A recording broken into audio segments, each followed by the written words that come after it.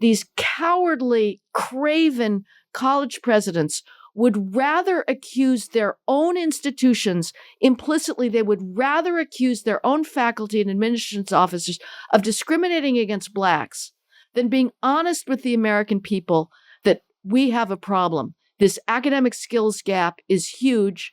It's not closed. And to expect diversity in any institution means that you will sacrifice meritocracy. That is the sad bottom line equation right now.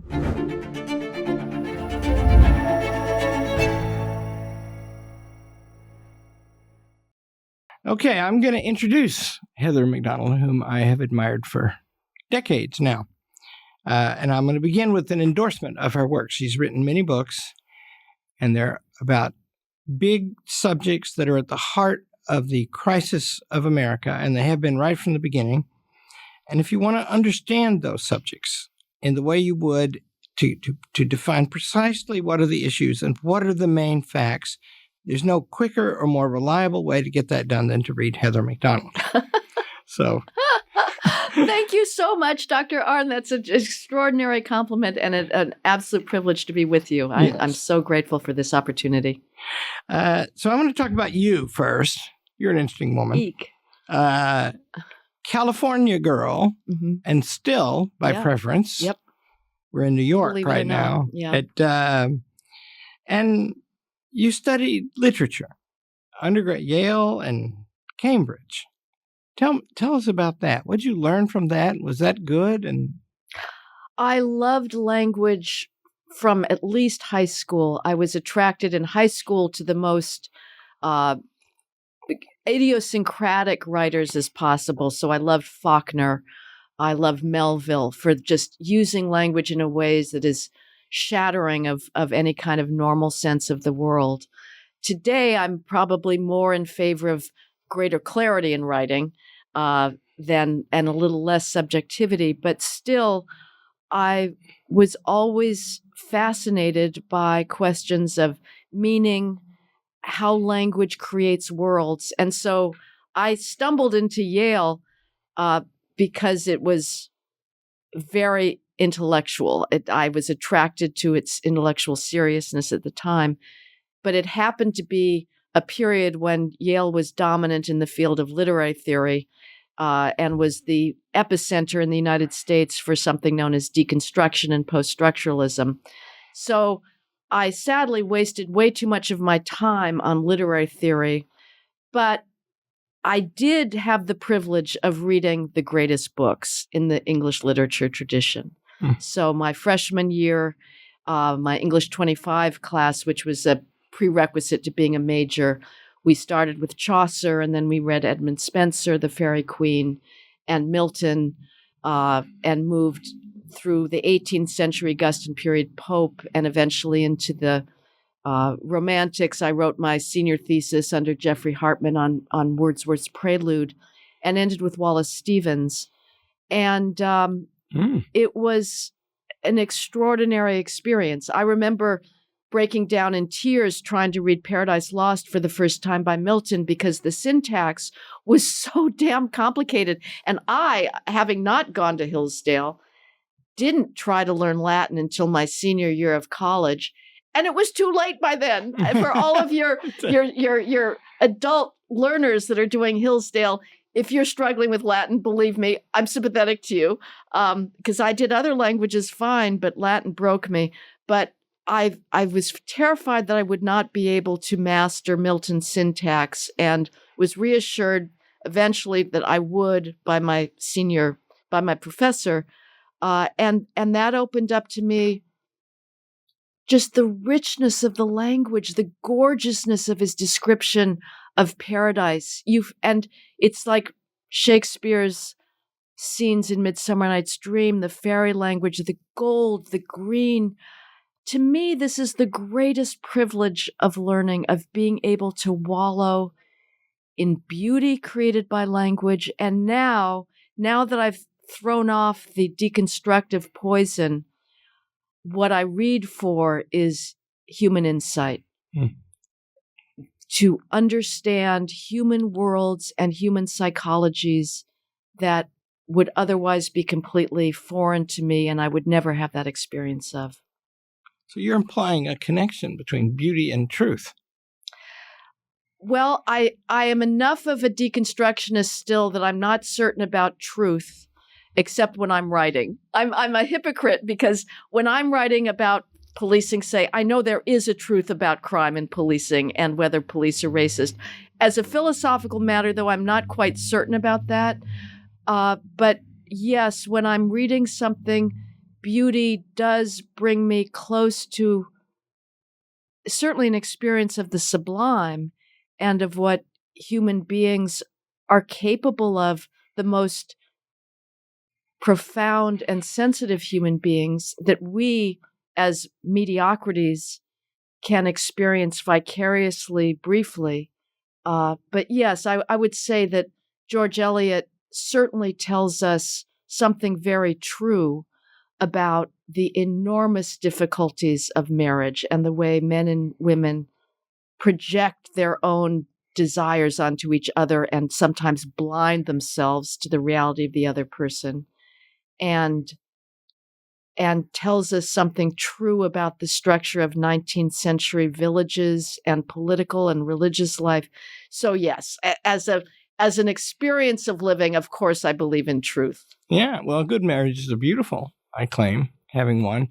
But and you can't understand them without understanding the evils that make them not good when they're not good. What is the beginning of War and Peace? Every Anna Karenina. Every happy family is happy in its own way. I may get that backwards. Yeah. Unhappy, and it's in the same way. Okay, that's good.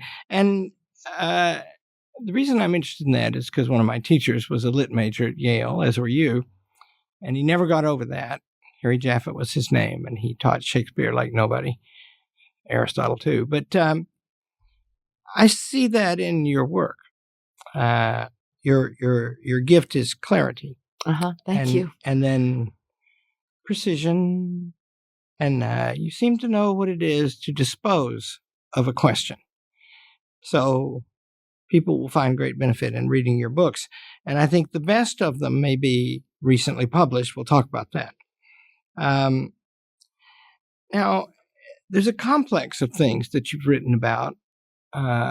They all have to do with race, law enforcement, immigration, merit. Mm-hmm. Merit, would you say, so your latest book is called, state the title because I'll misstate it, but it's called When Race Trumps Merit. When Race Trumps Merit. I think that that's a culmination of your career so far. Thank you. I think you've been defending merit. Yeah. I don't think you've ever been defending any race against any other race, your own included. I think you're standing up for merit. Now, why is that important? Yeah, I find that an amazing question. I've been asked that in podcasts. Well, tell us why merit is important. And I'm not faulting you for asking it, but I think Americans have become a little bit lazy in the way they think about things, that they think that they can cast objective judgments about qualifications, academic qualifications, knowledge aside, and think that they can continue with the extraordinary benefits of Western civilization those benefits came from our awareness that there is such a thing as human excellence. There are differences in what people know. There's people who have more expertise than others, and we should be unapologetic about rewarding the attainment of knowledge and creating an incentive for young people to reach their fullest potential rather than telling one group of people that they are perpetually victims and can only succeed by having standards lowered on their behalf, and telling another group of people that they are going to face barriers and will not be allowed to to go forward with their maximal skills because they're the wrong race and sex. But it's interesting. You're absolutely very perceptive, Dr. Arnn, because I started out a liberal by default, growing up in the coastal elite cultures of Los Angeles, and then the Ivy Leagues and prep schools, and just absorbed certain instincts without really thinking about them. And I was not particularly political, but still, that's just the air you breathe. But I was always opposed to racial preferences, even when I was justifying having my lovely British Holdsworth bike stolen from the Yale Law School, which I'd brought back from Cambridge because I had a vague intuition that it was probably Black kids in New Haven who stole it, and they deserved it and I didn't. So I was apologizing for violence, for the destruction of property. But I always hated preferences because, to me, it's just clear that we need to reward excellence. And vilifying excellence is both unfair to the individual who is being held back because he doesn't fit the preferred categories, but it's also suicidal as a society. Okay, so I have to come back to this, but I think you just said a big thing. In this recent book, you think the death of civilization itself is at stake here. Yeah, I don't want to be hyperbolic, but I see every single day that everything is coming down. Everything. People. I don't expect people to be following it the way I am, but I can just give you a report from the field that every single day, somebody in STEM, somebody in medicine, sends me a report from his field of the latest scientific journal to declare science and math racist because they have a disparate impact, or somebody in classical music sending me the latest manifesto from a symphony orchestra or an opera company saying that the inheritance of Western classical music is racist. Somebody we see in the news, it does get covered, that the latest gifted and talented program is torn down because of disparate impact. It is all coming down unless we gain the courage to speak the truth and say neutral colorblind standards are not racist. See, all men are created equal. Yep. I want to talk about classical music. Yeah. You've recommended a man to me, and I've gotten to know him now, John McLaughlin Williams. I'm so glad. He's doing some work at Hillsdale College, and he's a violinist and a conductor. Now, he rebelled. He happens to be African-American, but he doesn't like all this picking them by their color. Are you a musical person yourself? I grew up playing the piano, yes. And I was fortunate enough that my father took my family to the Los Angeles Philharmonic on Sunday afternoons for their matinee concerts at the Dorothy Chandler Pavilion, which now has sort of been superseded by the Gary building downtown. But yes, and my father played the piano much, much better than I did. So I grew up hearing him play the Chopin scherzi, which are totally beyond my skill. There was a great thing. I was thinking about this today because as I was leaving to have our interview, the classical music station in New York, WQXR, was playing the Schumann Piano Concerto. And my father played, there was something called Music -1, where you would get an LP recording that would be the orchestral part or the rest of a chamber music part, and you would play the solo. So he was able to play the Schumann Piano Concerto. And I remember hearing that with the recording, and he also did a Haydn string trio, a piano trio. So I view myself as incredibly privileged to have had that music in my ears for a very long time. I had a lawyer friend, DC lawyer named Lou Cowder, a really great man. And he was a clarinetist, and he played those Music -1 Did he concerts. Really? Oh, how funny. Yeah. And I heard him play one in his basement one time. Oh, wow. Well, I was wondering what the current iteration of it is, because obviously there's a problem because the orchestral part is going to be rote and rigid. So I'm wondering if today with IT or something, you could have an orchestra that would be a little more supple and responding to your own playing, so it would be interactive. But who knows? I mean, classical music is tragically so sidelined in our culture that I don't know if there'd be the resources to create something like that. The reason I'm talking about this is, first of all, it's very arresting to me that in this book you have a long section about classical music. Mm-hmm. And as is typical of you, you've hit upon something. Because I learned one time, we have a lot of music at Hillsdale College, and I believe in it very much, and we're good at it.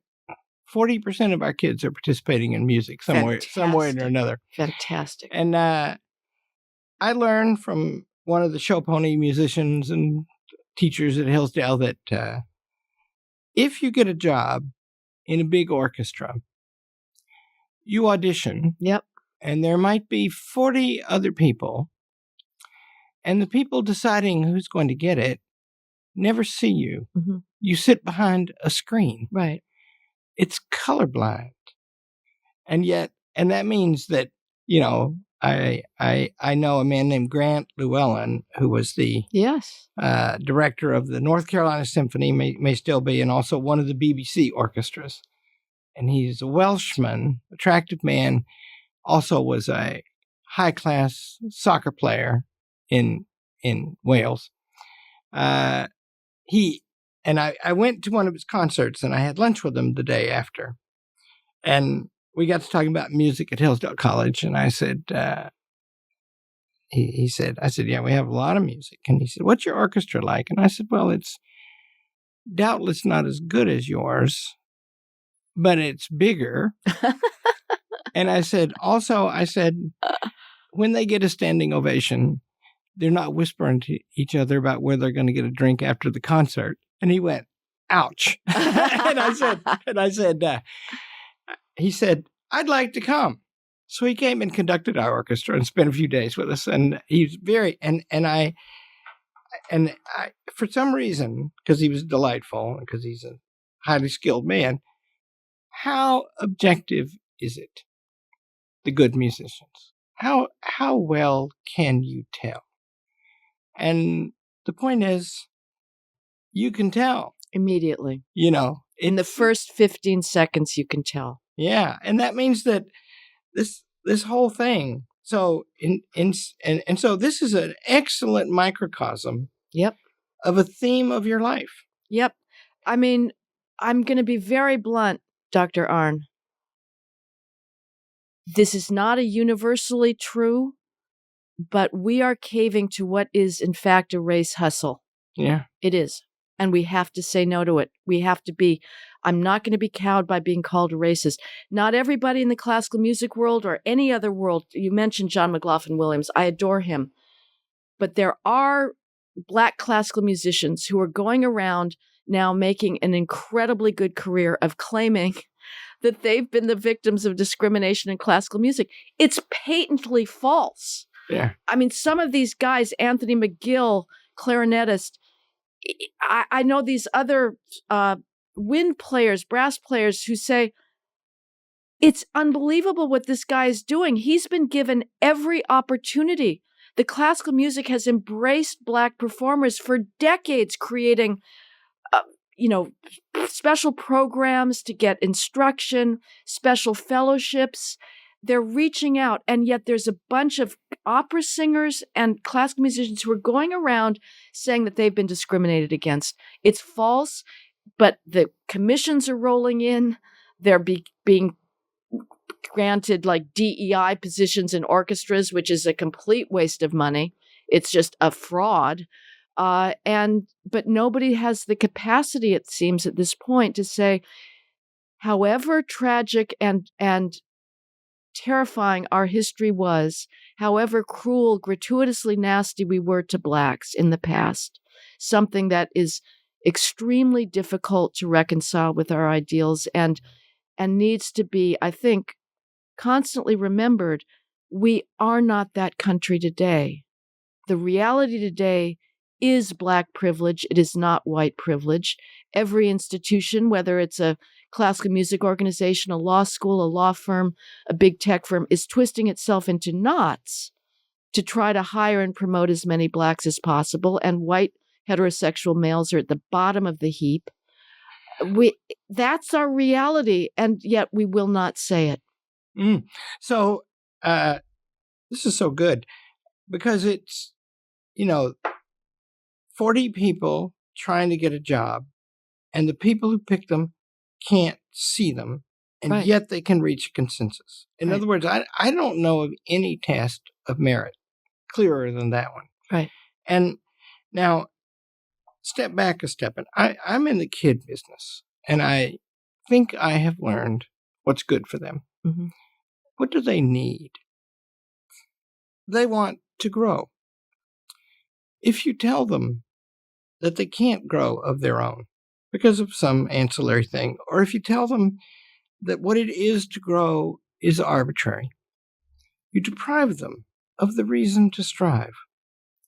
And that's what's demoralizing and devastating about this.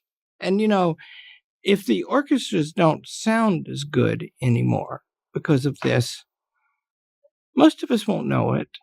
Well, at some level we will. But if everything goes that way. Right. And one of the most amazing lies on non-Hillsdale College campuses today, this incredible sleight of hand that they're allowed to get away with, is that on the one hand, they will say to the Supreme Court and everybody else who's listening, if you don't allow us to continue with racial preferences, we will be fatally non-diverse. Racial preferences are the absolute essential criterion of our admission system, because otherwise we will not be able to engineer the requisite critical mass of Black students. So they're quite explicit about that. Then they turn around, and if you make any judgment about any particular Black student that as a statistical matter, not, just on average, given what we've been told about the incredible necessity of preferences, there's a good chance that you're here because of a racial preference. That is bigoted. Mm-hmm. And we're supposed to pretend that those preferences do not exist, and that this is some colorblind system.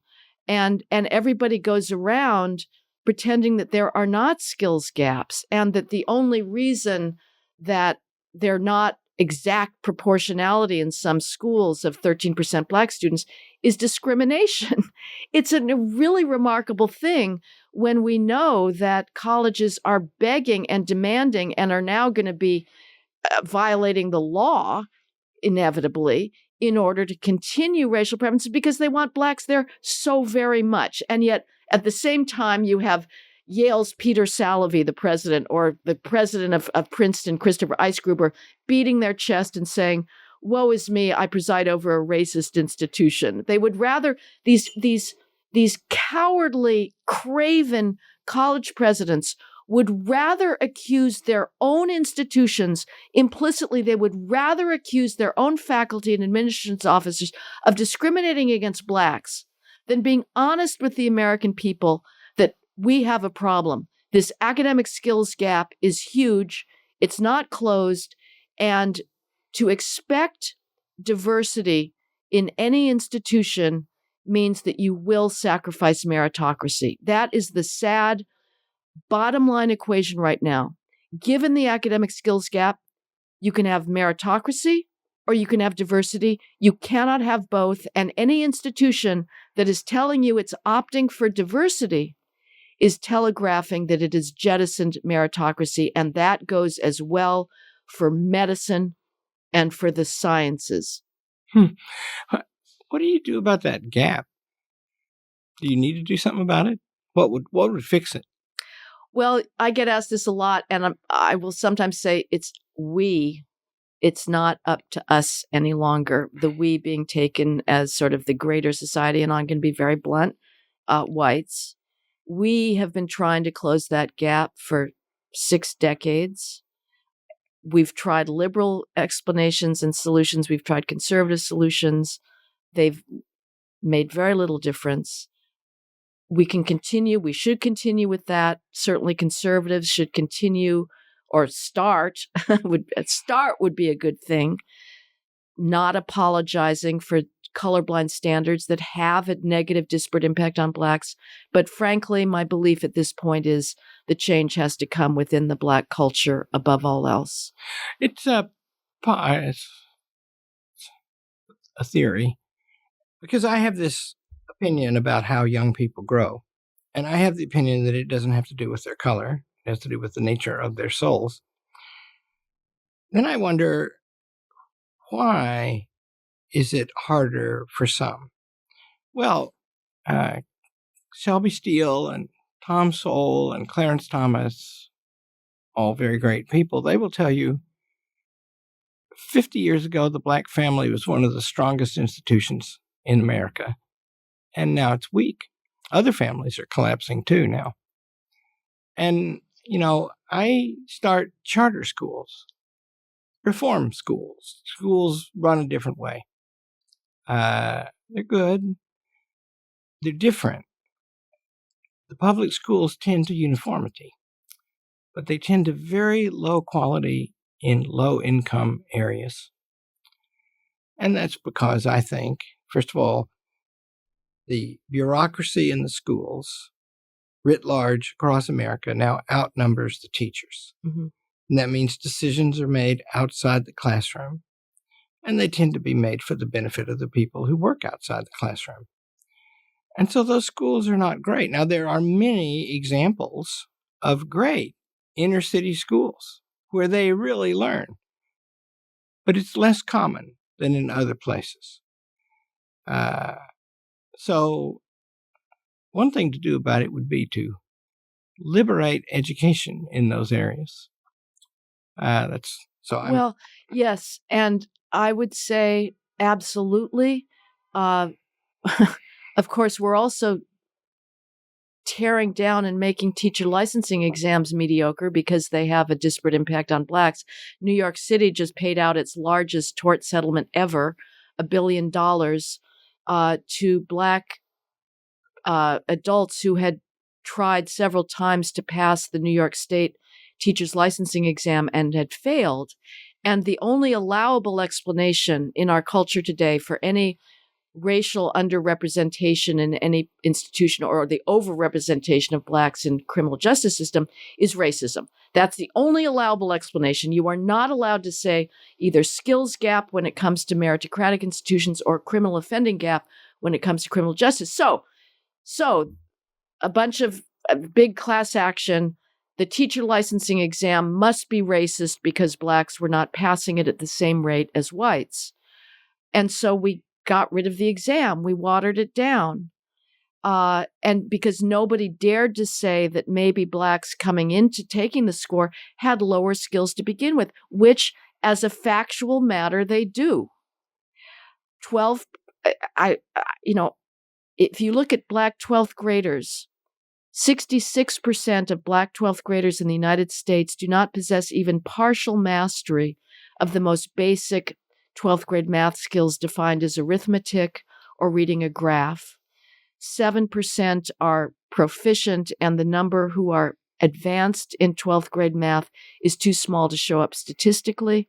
In reading, 50% of Black 12th graders do not possess even partial mastery of basic 12th grade reading skills. This means, again, you can have diversity or meritocracy, you can't have both. That's why Blacks weren't passing the teacher's licensing exam. But our explanation is racism. So we're throwing out teacher's licensing exams across the board. We're lowering their standards, watering them down. So yes, schools taught by teachers who know something would be a help. Schools without student-centered education. We were talking about this before the podcast, of the preposterous idea that teachers are facilitators and students should determine their own, what they want to read and curriculum. But I would say, I'm sorry, Larry, I agree with you, but I would also add a caveat that there was a book written in the 1990s, I can't remember the exact title, about a woman who went to Oakland schools.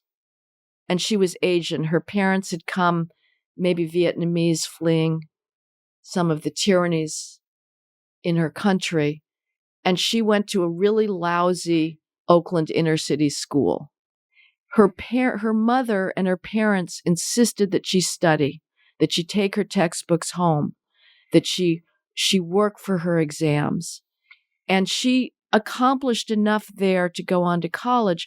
Many of her peers from Oakland, from West Oakland, they grew up in a culture that stigmatized academic effort as acting white. So yes, the schools have to be better, but I am going to insist that the family culture has to say you will take advantage of however lousy your school is. You're still going to take your textbook home and study, and you're not going to run the streets at night. There is a huge role for parental responsibility that is just not being met at this point. So there's that really great movie, The Lottery. There's another one called Waiting for Superman. Right. If our listeners have not watched that, I urge them to. The one I've seen is The Lottery. And the point is, it's about the Harlem Success. I think they're both about the Harlem Success Academies. Yeah. And, we're in New York right now. They're not that far from here. And they operate cheek by jowl with a bunch of public schools. And the story of The Lottery is the families getting the kids ready to go for the day of the lottery. And the families are extended families. Grandma, uncle, aunt, mom, not dad all the time. And they're excited. Now, most of them are black, but they're excited. And they want to go and they get new blue jeans to go sit and and be entered into a lottery. Now, the thing is, that is the impulse of people loving their offspring. Mm-hmm. If that's not reliable, nothing is. But don't we cut that out in the way we run the schools today because we have appointed a regulatory state to decide what the schools will be? Well, yes, certainly, but I would say that's been the status quo in public education in the United States for a long time. Mm-hmm. And the Jews, and they were in a regulatory school, and they had a family culture that emphasized more than with their peers that we expect you to excel and to go to the Ivy League. Now, I'm not going to promote the Ivy League, and I think far too many people go to college. We demean very at our peril the beauty of physical labor, of figuring machines out. A lot of guys want to tinker, and we're denying them that expression of their innate understanding of how things work in engineering.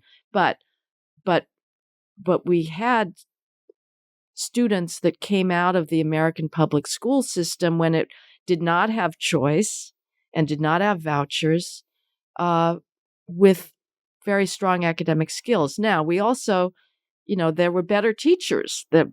One of the received wisdom, stories about public education is there were the females that didn't get the same access to other skills were channeled into teaching, and it may have been a higher caliber, it probably was, of teachers. The people with the lowest SATs and GREs are those who go into teacher ed. It's really pathetic. Well, it's demoralizing. So let me expand on. My father was a public school teacher in Pocahontas, Arkansas. I always say I was born rich. We didn't have any money, but my mom and dad liked to read books. Yep. And they took care of each other and us. And so that's, a huge privilege in life. Yep. And I was expected to do well in school. But yeah, what the thing is, a teacher, I'm a teacher. I employ many teachers too. A teacher is pursuing a calling of great dignity. If you look at the old Western movies, when the cowboys go into schoolhouse, they take their hats off. And the great movie Liberty Valance, one man represents the law and another man represents the gun, and the teacher represents wisdom. Who gets wisdom in the plot? The answer, the man who represents the law, assisted by another man who gets the gun. But the prize is the teacher, the woman, and the wisdom. It's a very lovely movie. And John Wayne plays the disappointed man who also loved the woman. He didn't get her. What he did was save the life of the man who brought the law book. So that structure of the society, that means teachers, to have dignity, they have to be symbols of wisdom. They have to know things that everybody wants to know, valuable things. Now what they are is people who've been taught techniques of getting across points that flow constantly from above, not expected to possess great knowledge themselves. And that means it's not a good calling. We use the term for teaching, delivery. Mm-hmm. We deliver now. We're delivery girls and boys. And that's why it's demeaned. Well, the rot, we were discussing this again before. It set in long, long ago with Dewey and progressive education that did view the teacher as just a facilitator for student self-expression and paid less attention to the idea of there being, in fact, an objective body of knowledge that needs to be crammed into these students' empty noggins in the pathetically inadequate time of college, but much before that. But I have to say, I fell in love with all my teachers at Yale. I really did, because to me, knowledge and eros was the same thing. They were a source of knowledge, and therefore, for me, the object of eros, because I yearned for that knowledge. And some of them were absolutely deserving of that love. I think of Thomas Gould, who taught the Greek tragedies and comedies, and he conveyed the absolute terror of Aeschylus' Oresteia, of the movement of the choruses, the dancing, the masks, so you couldn't see their faces, chanting on the stage, moving back and forth with the movement in each chorus, and confronting these human forces, chthonic human forces that are still with us, that are so dark we can barely understand them. And he brought that world of the Greek festival of drama to life. And I fell in love with John Fricero, a Renaissance Dante scholar who was getting very involved in deconstruction, but still had knowledge of medieval literature, theology. And yes, that to me is very attractive and explains, there's easy to abuse that power to the extent that students still regard knowledge with yearning and love. It is easy for teachers to exploit that, and they have to be very careful. Yeah. Well, but see, that'll help me make my point. That was very good, what you just said. Everybody listen to that again. So those two professors that you just named, yes, they know that because they gave themselves to it. Mm-hmm. Men of immense talent, and their life is a service to that knowledge. Right. And I had said when we talked before that a college professor in the classic sense is kind of like a monk. They give themselves to knowing things that most people don't know, and they become good teachers because they love the young and they want them to know the things. They want to help them. So, and decisively, it's not about them. Right. See? Now, what John Dewey did was he turned the university into an engineering project. Our work is to divide ourselves into our disciplines and decide how to change the society to make it the way we want to. Now an exercise of power. Yeah. It's actually exactly like the argument between Socrates and the sophists, because they were the ones who taught the young men to be powerful. Mm-hmm. Rhetoric. Yep. And Socrates taught them to give themselves to the things that were to be known. Yep. So every school is an engineering school now. And because you've spoken so well about literature, that was very nice what you said. Because, see, I have perceived in Heather McDonald for many years now that she retains the love of the high things that moved her when she was a girl. Mm-hmm. And then she's fighting for those all the time. That's right. You see, she's never been fighting for her race or any other race. She's fighting for beauty and truth. And she's not as quick as I am to associate those two terms, but I'm working on it. Now, I want to go, we're going to come back to this to close, but we have to make another departure now because you've written a lot about law enforcement. Mm-hmm. And we're not enforcing the law. Nope. And talk about that a little bit. What is the effect of not doing that? And then I'll ask you, why are we not doing that? We've unleashed anarchy upon our cities. We are subjecting business owners to predation. We have given up on the basic obligation of civilization, which is to protect property.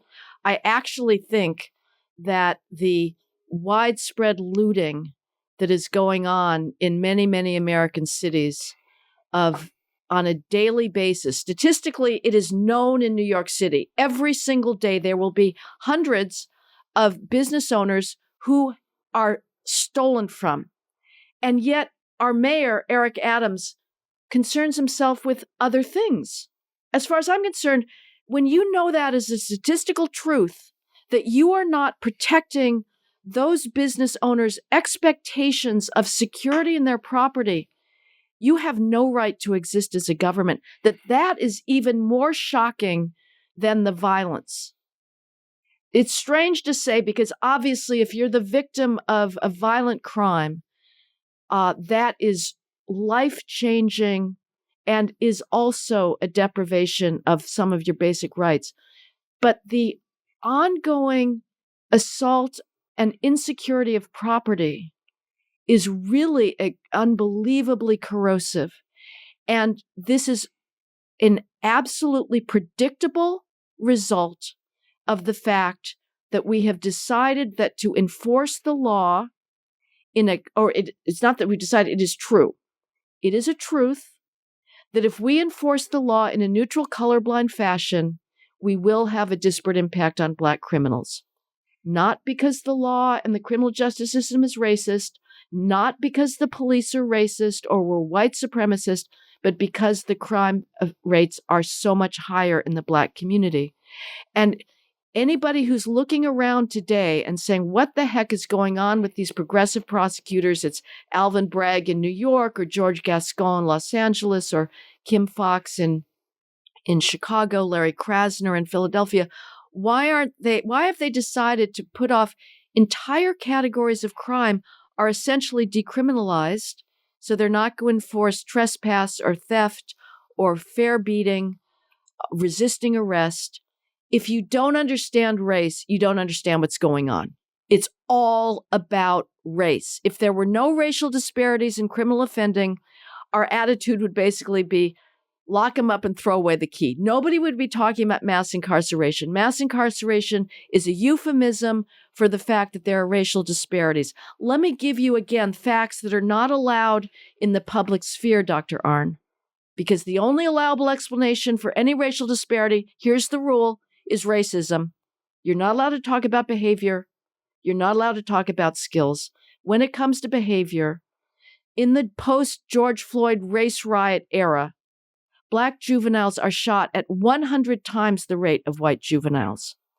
Blacks between the ages of 10 and 24 die of gun homicide at 24 times the rate of whites in that same age cohort.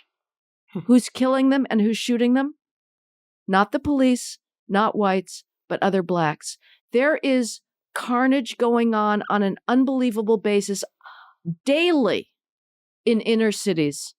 And the world and the press turns its eyes away because it's terrified that it doesn't know how to close those crime gaps. You had a great article, more than one, but you had a great article not so long ago about death rates by cops in Imprimis, our publication, which everybody can get if they want it.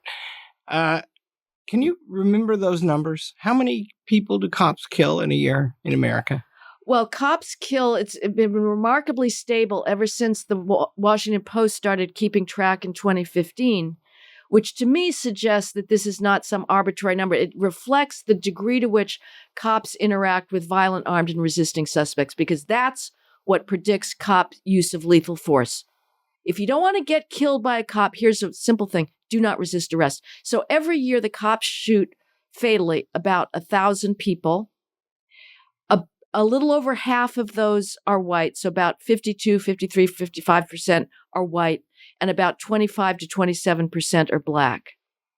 So the Black Lives Matter activists, Al Sharpton, and the mainstream media, CNN, MSNBC, they get their hands on that 25% number and they say, aha, racist criminal justice system, because blacks are 13% of the nation's population. So they're being shot at about twice the rate. That's the wrong benchmark. The question is, what is the black crime rate? And if you look at the 75 largest counties in the United States, which is where most of the population resides, blacks commit about 66% of all violent crime, though they're 15% of the population in those counties. So that means that here in New York City, for example, blacks are 22% of the population.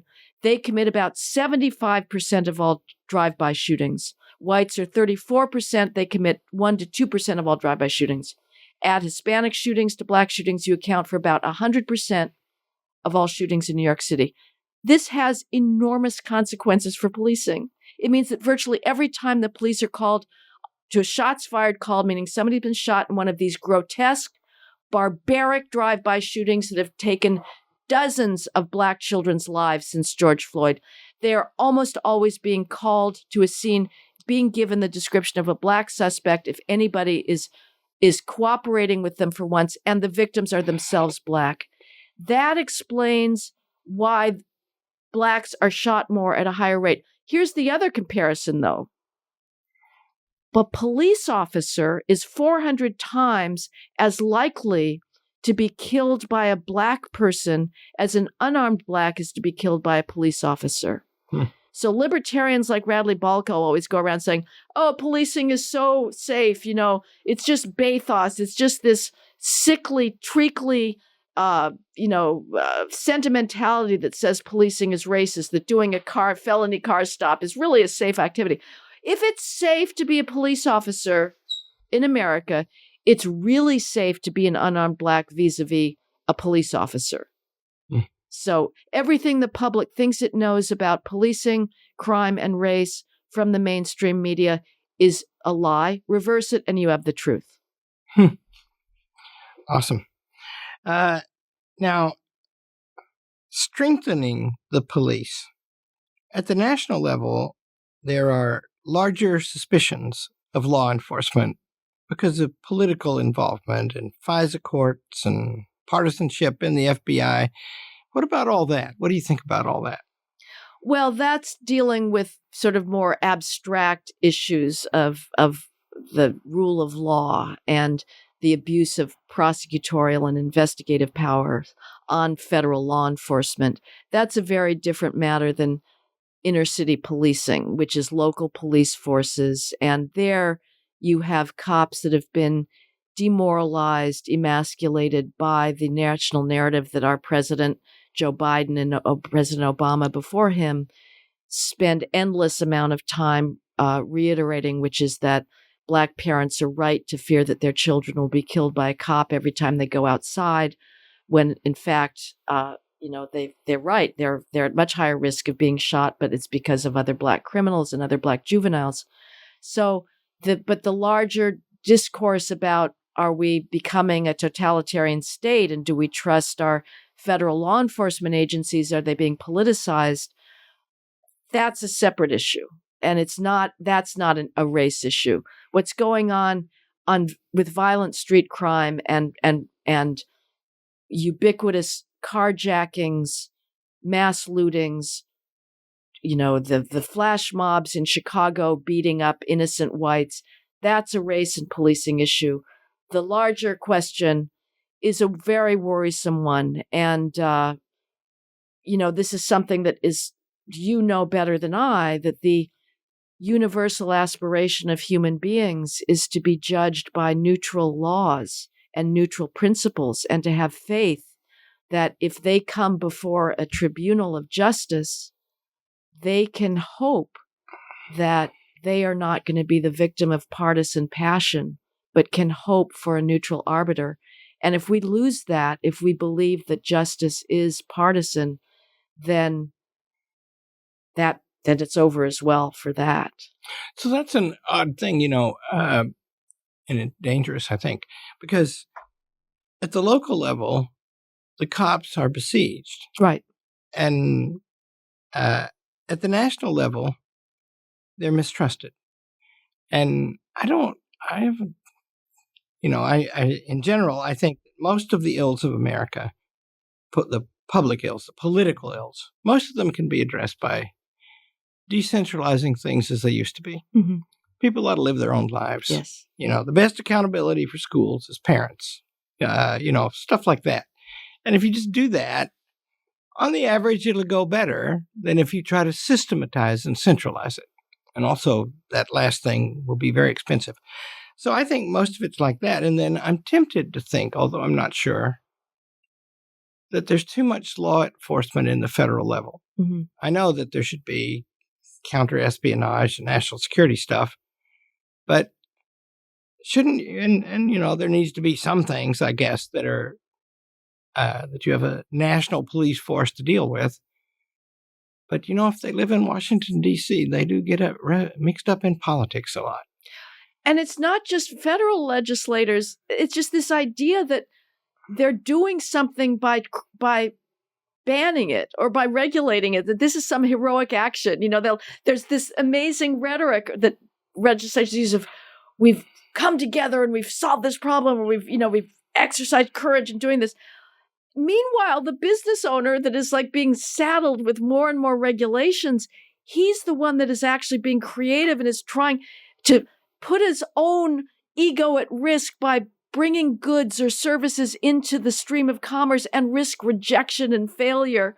And they get no credit or no respect whatsoever. And we believe that these legislators that are in this frenzy now of banning things. I mean, obviously, we're not going to talk about the green energy and electric vehicles, but they're involved in, I thought that the COVID policy was the worst public policy failure in American history, but I think it's going to be outgunned by electric vehicle policies, where they are engaged in patently contradictory and impossible goals of thinking that we're going to shut down all generation of electricity through fossil fuels and non-renewables. So it can't be done. The electric vehicle thing cannot be done, but they're doing it anyway. So yes, the inebriation of power and believing that you are the driving force in society by legislating and regulating is way out of control. Obviously, we need laws, but people have gotten drunk on their own power. It's like some symphony. Too many notes. Too many laws. Not Mozart. No, that's right. That's in that thing, isn't it? Okay, I want to go back. So your recent book, and I encourage everybody to read them all because they're good. It has there's a sort of louder alarm toward the end. We could lose everything here, and I'm not going to ask. Well, I will eventually. I'm going to ask you to make a prediction. But why do you think all this is happening? What's the cause of our turning away from merit? I'm sorry to be a broken record, but it is about race. That's what's going on. Americans came belatedly to a universal recognition of their appalling racial history, and they're very prone to guilt. And I think the elites are terrified that those academic skills and behavior gaps are not going to close. And so they're preemptively putting out there the only allowable explanation for gaps in racial disparities and representation as racism. It used to be in the 90s, it was possible to talk about Black culture, inner city culture, and its pathologies. Sociologists like Elijah Anderson and Orlando Patterson wrote about the divide in inner cities between the good bourgeois people that were trying to live up to bourgeois norms and the oppositional culture that was extremely self-defeating. They couldn't write those books today. You're not even allowed to talk about culture. It's all racism all the time. And we saw this after the George Floyd death, where every mainstream institution came out with these preposterous apologies for the racism of math, for the racism of chemistry, for the racism of law. And again, making it very clear to anybody who might dissent from that and say there's other explanations which are more powerful, that those would not be allowed. So I fear that either unless people harden themselves to the charge of racism and say, I'm sorry, the preservation of civilization and high expectations, if your exclusive concern is Black well-being, you've got to realize that lowering standards is not the way to advance that well-being. Too many Black leaders, I get sick of it. I periodically say, I'm not going to write about race any longer because it's too discouraging. I'm sick of it. I'm sick of hearing Black leaders say lower standards on our behalf. They don't say we will meet and beat your standards, which is what Asians have done and Jews have done. You talk about your privilege of having teachers as parents. That is, and people who valued knowledge, that is privilege, and family privilege which is part of what you're saying as well. That's our privilege today. It's not white privilege, it's family privilege. What needs to be explained, if we're such a white supremacist country, why do various Asian groups way outperform white Americans on income? And it's because they have cultures that value education. And until that starts happening in the Black community, yes, we'll do the charters, make it as widely available as possible, but it needs to be a joint effort. Yeah, I'm going to pose a slightly different explanation than race. Okay. And mine's more sinister. It's hard to be more sinister than you. So I'm going to I'm glad to find something to aspire to. Yeah, so I'm going to make another a run standard to meet. So misplaced sympathy about race is rampant. I agree. But it's also true that go back to the orchestra and how you get into the orchestra. Nobody's powerful in that scenario. There's no act of will going on. A bunch of people try out. The best one gets picked. Now, the act of will is in the practice and the talent that the talent is not will, but in the practice they've given to it, right? But the standards are objective. And that means that the conductor is not really even powerful in that scenario. Now, same way true if I have to decide, I don't do it, but I help. We have to decide who to let into Hillsdale College. There's a lot more applicants than we can take. Yep. How do we do it? We try to get the most willing and the most able. And we don't think that our preferences are particularly operative. Mm-hmm. For one reason, because if we don't get the most willing and the most able, since it's true that most of the work is in the student, then everybody will fail, including us, down the road. So we're not powerful then, you see. Whereas if you can decide that this ancillary factor is the criteria, we're going to pick them by their color, even if color has little to do with it, with the performance of the job. If you say that, you become very powerful. And I think that might be what's going on. Well, that's a good explanation. And I would just say, as an aside, I wish I could disband every admissions office in the country. I hate these people. They are so self-important. If you read the materials in the Harvard affirmative action case, SFFA v. Harvard, and they had transcripts of the way these admissions officers talked. And like at Harvard, they asked questions like, are you brave? Are you courageous? Are you sympathetic? Are you compassionate? My view is, come on, no 16-year-old is these things. Like, who are you to make that judgment? Are you brave and compassionate? You tell me. And they believe they're these artistes crafting this little utopian community. I would get rid of all of it and go exclusively on the numbers. And if it results in an all-Asian college, so be it. I want to value accomplishment, and that's it, and not have all this judgment. So I agree that you let race in, that gives you more power, but I'm going to respectfully disagree. I still think that the moment that we're in is a moment where every standard is being torn down because of race. And if there were not racial disparities, we would not be saying that we're getting rid of grading in the medical licensing exam, the step 1. We're getting rid of grading for that because it has a disparate impact on Blacks, because Blacks do the most poorly. And we've decided we'd rather go blind and go pass-fail than have disparate impact. The MCATs, the admissions tests to get into medical schools, are under enormous pressure to be jettisoned because they have a disparate impact on Blacks. China, meanwhile, and you talk about suicide, self-suicide, China is finding its most talented math students and throwing everything it's got at them. It is accelerating their advance.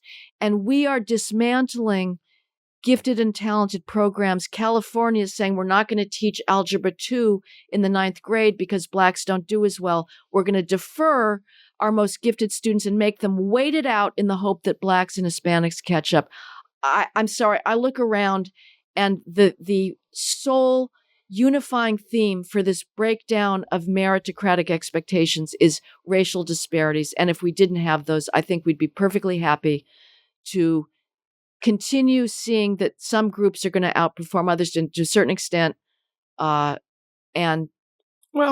okay. So of course, you're right. That is the climate that prevails. But it's also true. Wouldn't they invent something else? They do want to control. Why has the number of administrators in the public schools since 2000 grown by 92%, and the number of teachers by 8.5%? Why did they appoint all of them? And the answer is, don't they like to have a big body of people who control everything? And so yeah, you do a great service, in my opinion, taking on this issue at race because it's risky, and knowing your nature a bit, I think that's part of why you like it. But yeah, you're pretty spirited. It's not. I don't know. I'm actually pretty risk averse. I think I do it just because, again, the things that I love are under deep mortal threat. That's it. So you're fighting for something, right? Yeah, which brings me back to where... But the power thing, I guess, yes. Bureaucracy expands, and it's given expand. I would say a lot of in college, the student services bureaucracy, which is ridiculous, a lot of that is because of racial preferences and dealing with students that are not doing well. And so we have to have a whole explanation for that, which is systemic racism, and we need first-generation counseling and all of that. But so I guess that's pervasive, but you could have said that true as well in the 1950s and 1960s before our racial awakening. So there's always been a desire of bureaucracies to expand their domain. Yeah. But we're in a moment like the post-George, this has been going on for a long time, but the post-George Floyd moment, it's become a national psychosis. Yeah, that's right. Yeah, that's right. And the progressives who started all this, in my opinion, they were very interested in engineering the society and in detail. They were not interested in racial disparities. No, they thought they were racist. They thought that was natural. Right. So that conversion that you're talking of, latest peak of it after George Floyd, That has provided a whole new rationale. I agree. And it's hatred of a civilization deemed too white and male. Like, white females are very, very guilty in this. They're a disaster. The feminization of the university, the fact that it's overwhelming, the Ivy Leagues now, 75% of them are led by female presidents. The bureaucracy is predominantly female. The student body is female. This is a real problem because on average, males and females are different. They have different attitudes towards rationality, risk-taking, entrepreneurship, and their skills are differently distributed at the tail ends of the distribution. So the females are also filled with rage and hatred, and they are trying to tear things down. And the mob, the only thing the mob can do is destroy. It cannot build. It is tearing down statues. It is tearing down names. It is tearing down monuments because that's what they can do. And there is a thrill in destruction. Well, speaking from experience, I think you might be a pretty good college president. I'd want to be in the classroom learning from my faculty. Yeah. So, well, it's a delightful thing to talk with you, and I am grateful for your career. And I urge everyone to read your books and get to know this woman if you can. She's remarkable. Oh, that is such an honor. Thank you so much, Dr. Arnn. It's a real privilege being with you. Thank you very much.